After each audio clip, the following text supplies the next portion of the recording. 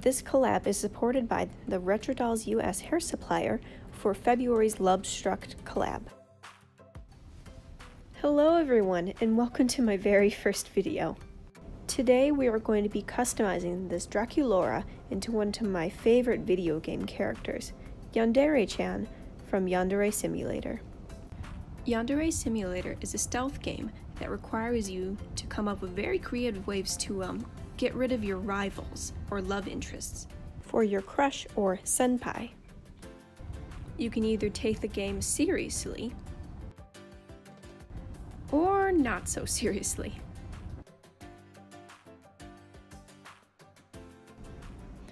As you can see, this Draculaura is not in the world's greatest shape. Her leg joints are a little loose. And her thighs and calves don't exactly match each other, which is a little strange. Well, anyway, let's get started. I'm first going to undress her, then put on some undergarments for modesty. Then take a pair of thread scissors and cut off all of her hair close to the root. Next, I got a hot cup of water and I'm going to be submerging her head to soften the vinyl.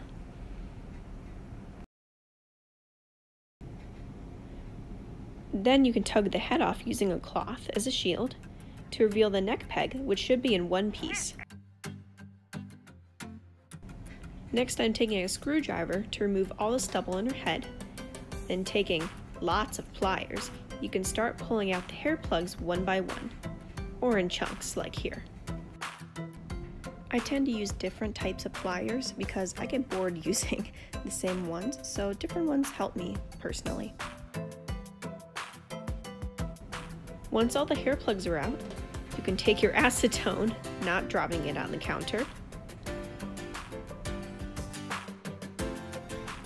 and use it to remove the factory paint by holding down and twisting away with a napkin.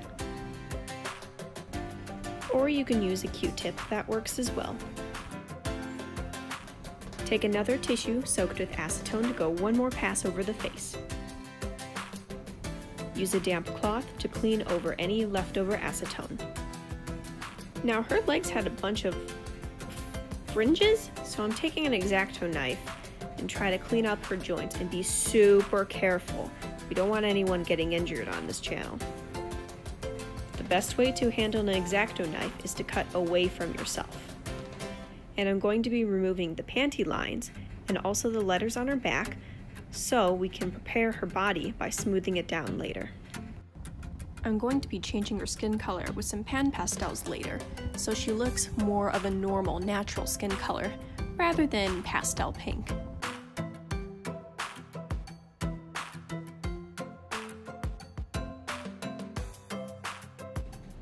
After using your X-Acto knife, take some sandpaper or a nail filer and start buffing out her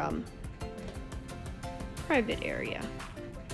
I did try to make a pair of panties for her made out of this stretchy fabric, but it didn't quite work. It turned out a little too big, as you can see. So beans to that.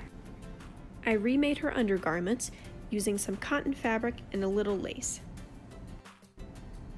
Much better. Using Doll Motion's flat feet tutorial, I mark up her legs using a pen and saw it off with a jeweler's saw. And I use a lino cutter to make holes in the bottom of her legs to be able to make room for some wire.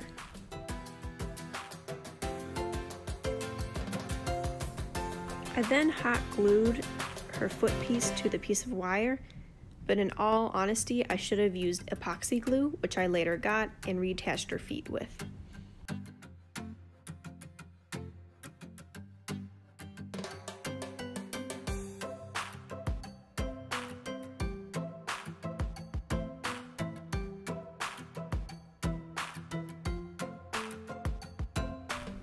Next, using epoxy sculpt, I mix 2 parts together, and please wear gloves next time.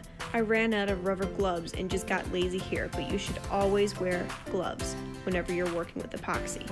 I thankfully didn't have any reaction or anything, but be careful.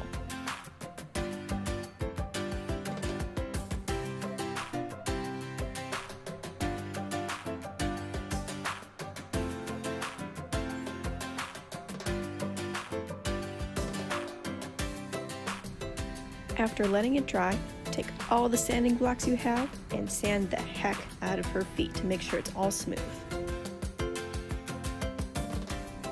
Next, I'm taking a fine-grained sanding block and sanding her entire body to get ready for the pastel stage. I'm next taking my pan pastels and changing her skin color using multiple layers, sealing each layer with Mr. Super Clear, a sealant that you can get on Amazon. I layered the pastels about 3 times each layer using Mr. Super Clear.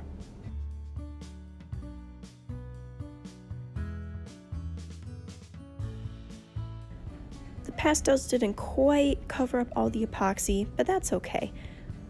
It's going to be hidden under stockings anyway. And the arms are a little funky. I didn't get all patches, but again, they're going to be covered up by clothes, so it's fine.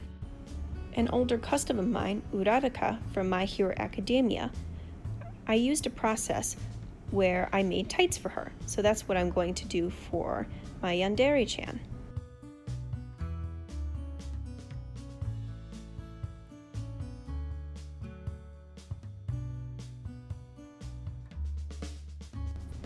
I'm going to cut the stocking a little bit lower of where I initially wanted, since her legs are a little loose, and the stockings will help tighten up the joints and be able to hold a pose a lot easier.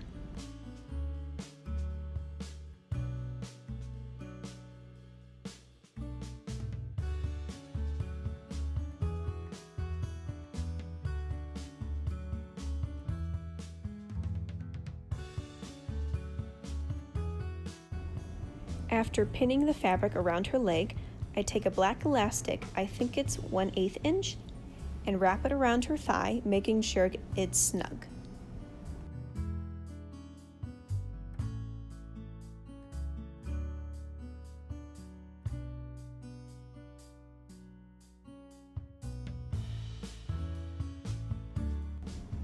Then I sew the loop together.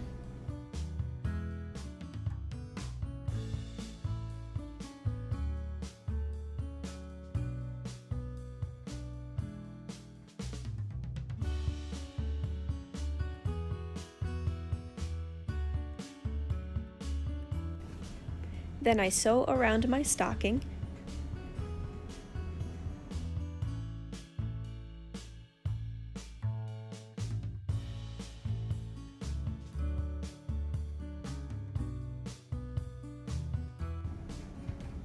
And cut off the excess, then turn it inside out.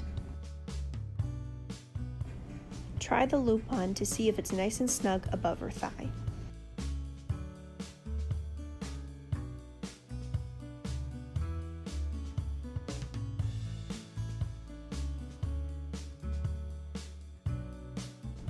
This footage got lost, so sew the stocking to the elastic so it will stay up in place. And the stocking will hide the epoxy, which I did not quite blend into the skin well enough. This is just a skirt pattern I made using Uraraka as a reference doll, and I changed the shape a little bit, but not by much. This is not the final measurements, so I would keep watching in the video if you want the final ones.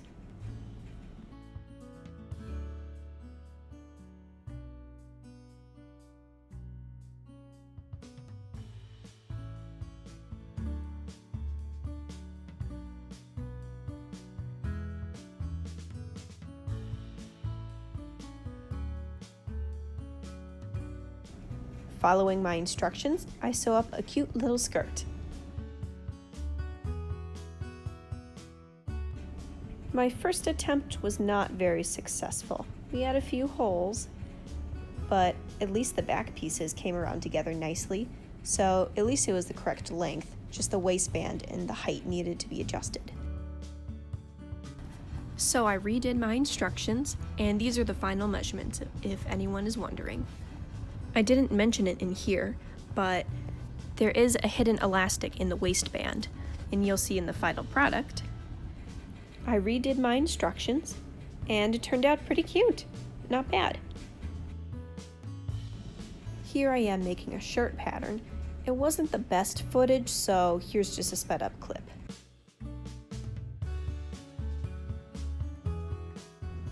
I will say that I used cotton fabric for almost all of her clothes except for her stockings.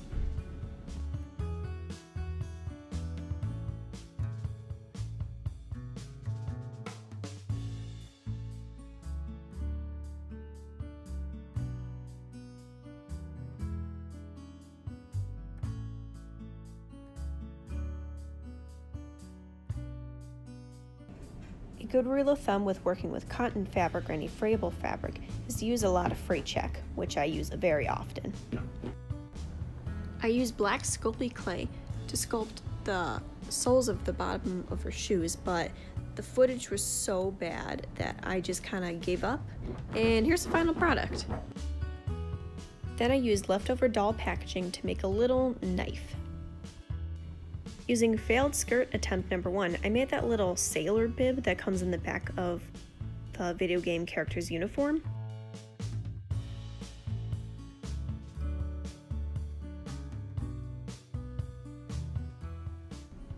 I also added red accents and used white acrylic paint to add the lines to her uniform.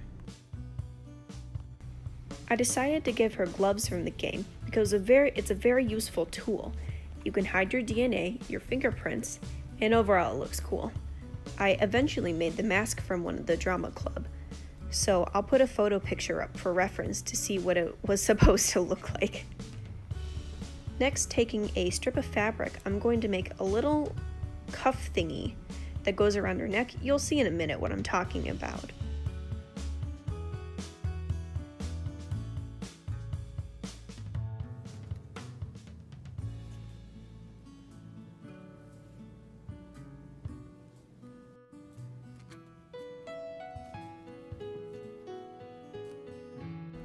I decided the ruffles were a little long, so I trimmed them up using my scissors.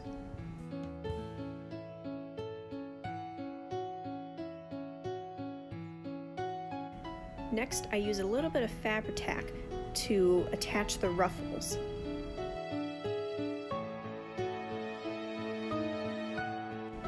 I also use Fabritack to put on the Velcro straps that will allow it to be removable from her neck.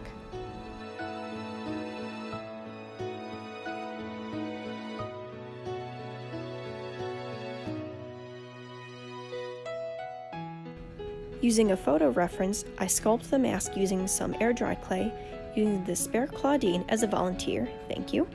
She had the closest face mold to Draculaura since I didn't have another one that wasn't customized.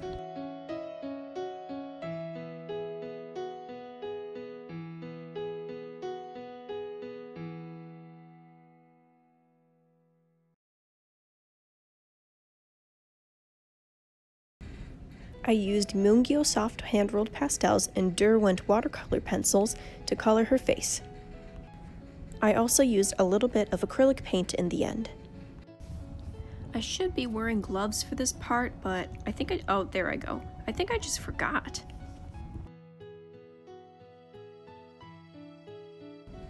I wanted her to be very blushy, like she's very flushed and very pink, which is kind of the opposite of my effect for the skin color change, but it's okay.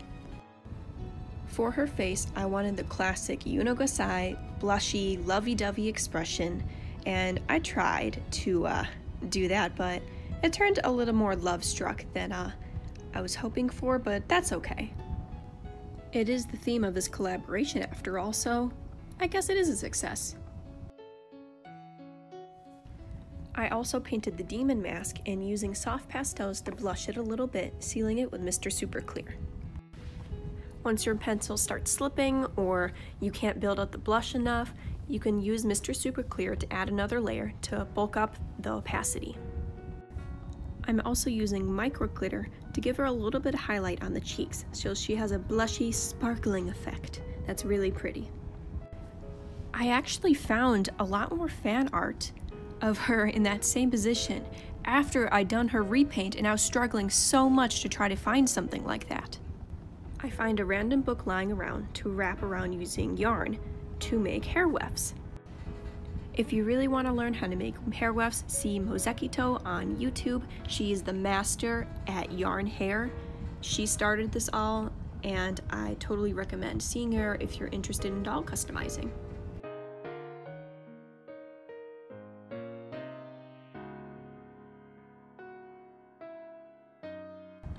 This yarn that I'm using was really thin.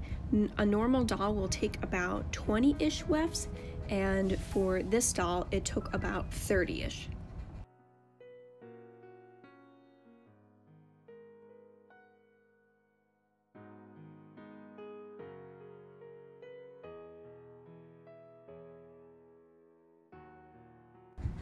Next, I glue the hair wefts onto some parchment paper so I can peel them off later. And I'm a little lazy when it comes to hair wefts, so I use the exact same parchment paper since day one, and it's almost been like a year. Waste not, want not, I guess.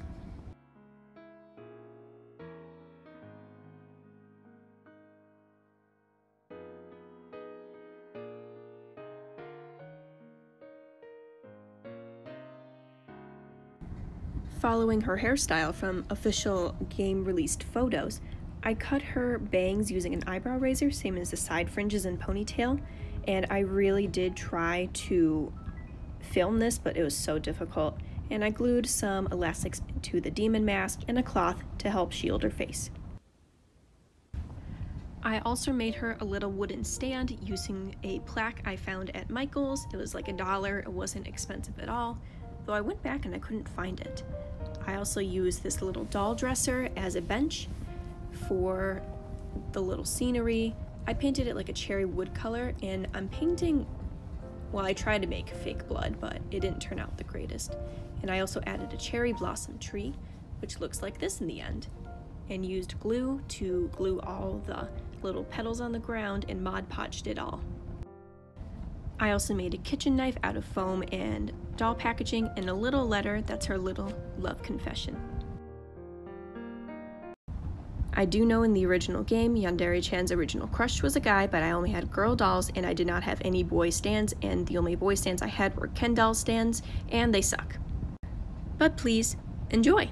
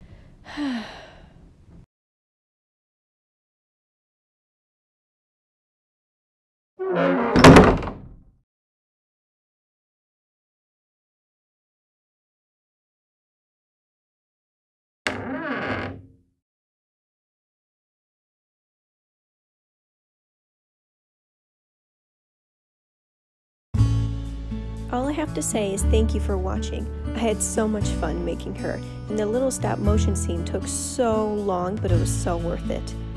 Have a nice day, and I'll see you later.